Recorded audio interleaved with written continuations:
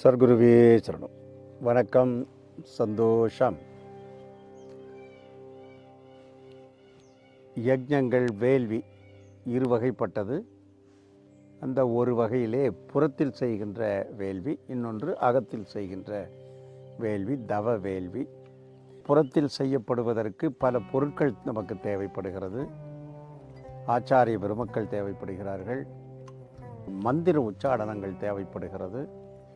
இவைகளை வைத்து புறத்தில் உள்ள பொருட்களின் மூலம் செய்யப்படுகின்ற அற்புதமான யாகம், யஜ்ஞம்.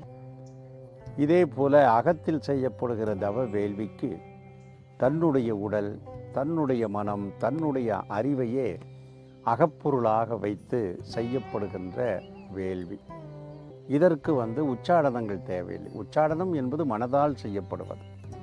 ஆகவேதான் இது உடலையும் மனதையும் கடந்து உள்ளே செல்வதற்கான தவம். அந்த தவத்திலே மந்திரங்கள் தேவையில்லை. அங்கே மூச்சையும் கடந்த நிலைக்கு நாம் செல்லுகிறோம். மூச்சை நாம் இழுப்பதில்லை, அது தானாகவே நடக்கின்ற அந்த மூச்சை கவனிக்க கவனிக்க ஒரு சில குறிப்பிட்ட நிலைகளிலே மூச்சற்ற நிலைக்கு அது செல்லுகின்றது.